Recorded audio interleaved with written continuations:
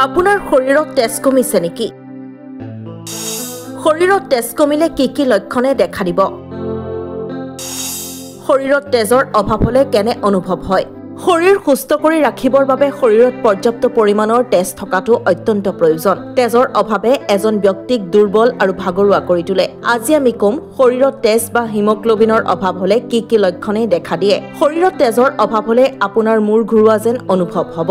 আপোনাৰ যদি প্ৰায়ে মূৰৰ বিষ হৈ থাকে তেন্তে সেয়া আপোনাৰ শৰীৰত তেজৰ অভাৱৰ লক্ষণ। একে সময়তে যদি আপোনাৰ শৰীৰত ভাগৰ, মূৰৰ বিষৰ লগতে বুকুৰ বিষ হয় তেন্তে সেয়া তেজৰ অভাৱৰ লক্ষণ।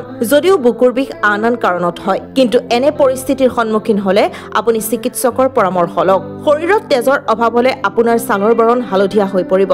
তেজৰ অভাৱত শৰীৰত দেখা দিয়া লক্ষণসমূহৰ ভিতৰত অন্যতম কাৰণ হ'ল ভাগৰুৱা বা দুৰ্বলতা অনুভৱ কৰা, কামত এলাহ ভাৱ জন্মা আদিবোৰ লক্ষণে দেখা দিলে আপুনি পলম নকৰি চিকিৎসকৰ পৰামৰ্শ লওক। শৰীৰত তেজ বৃদ্ধিৰ বাবে আইৰণযুক্ত সামগ্ৰী খোৱাটো অতিকৈ জৰুৰী, যেনে বিট, কলডিল, ডালিম আদিয়ে শৰীৰত তেজ বৃদ্ধিত সহায় কৰে। শৰীৰত তেজ থাকিলেহে সুস্থ শৰীৰ লাভ কৰাৰ লগতে কাম কৰিবলৈ স্পৃহা পোৱা যায়।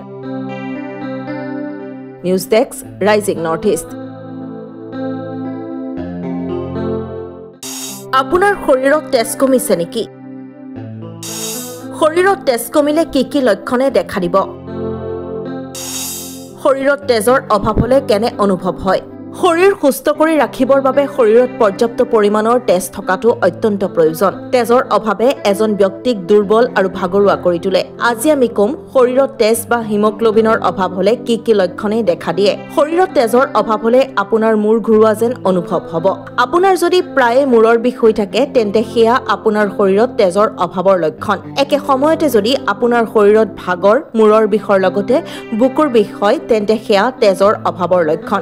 যদিও বুকুৰ বিষ আন কাৰণত হয়, কিন্তু এনে পৰিস্থিতিৰ সন্মুখীন হলে আপুনি চিকিৎসকৰ পৰামৰ্শ লওক। শৰীৰত তেজৰ অভাৱ হলে আপোনাৰ ছালৰ বৰণ হালধীয়া হৈ পৰিব। তেজৰ অভাৱত শৰীৰত দেখা দিয়া লক্ষণসমূহৰ ভিতৰত অন্যতম কাৰণ হ'ল ভাগৰুৱা বা দুৰ্বলতা অনুভৱ কৰা, কামত এলাহ ভাৱ জন্মা আদিবোৰ লক্ষণে দেখা দিলে আপুনি পলম নকৰি চিকিৎসকৰ পৰামৰ্শ লওক। শৰীৰত তেজ বৃদ্ধিৰ বাবে আইৰণযুক্ত সামগ্ৰী খোৱাটো অতিকৈ জৰুৰী, যেনে বিট, কলডিল, ডালিম আদিয়ে শৰীৰত তেজ বৃদ্ধিত সহায় কৰে। শৰীৰত তেজ থাকিলেহে সুস্থ শৰীৰ লাভ কৰাৰ লগতে কাম কৰিবলৈ স্পৃহা পোৱা যায়।